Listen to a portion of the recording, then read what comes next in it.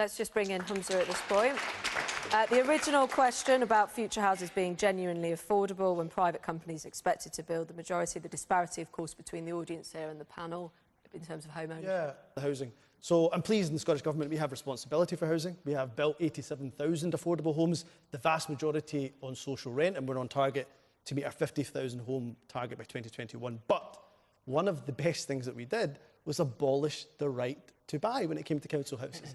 Because when the Conservatives sold off council houses, when Labour sold off council houses, you want to know how many they replaced? They replaced 1 in 5. Why is your deficit? Why is the deficit at 7%? That has nothing to do with housing, but the deficit is to do with 7%. It's to do with your fiscal capabilities. You wish to be a member of the European Union, separate to England, separate to Wales. You want to be independent. You can't even join the European Union because you have to be at 3%. Well, actually, the reality is... So you're wrong on 2 counts. So first of all, having a 7% deficit while we're part of the United Kingdom is hardly a great advert for staying within the United Kingdom. We're not independent. If we had the full powers of economic fiscal levers, of course, we can make a difference. Hold on, I didn't interrupt you. The second point is incredibly important as well. Actually, you're wrong about that being a barrier to join the EU.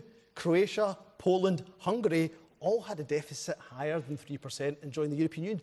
Please, I absolutely respect that on this panel and in this audience, there will be differences of opinion on independence. But please do not patronise Scottish people by saying that you are far too poor. You know, every other Northern European country can be independent, can be prosperous, next to you. But somehow Scots are going to be too poor to be independent. That is not the case. I think it's really important that there's an honesty about this. Honesty? You know? Yeah, look, seriously, Humza, right? You're standing there advocating independence. Emma asked a perfectly reasonable question, which is that the Scottish deficit is 7%, and across the UK it's 1%, right? So there's an obvious question: is what would happen in an independent Scotland? There's a perfectly reasonable point of view that says, I want Scotland to be independent and recognise that there would be a big hit to the economy and that we would be poorer. But what you're trying to say is that somehow there'd be magic tools that you would do something differently. Final thought. We literally have a minute. Final thought. I don't say that, by the way. When it comes to independence, I'm not for a minute saying that there's going to be milk, rivers of milk and honey falling from the sky and it's going to be all perfectly rosy. No.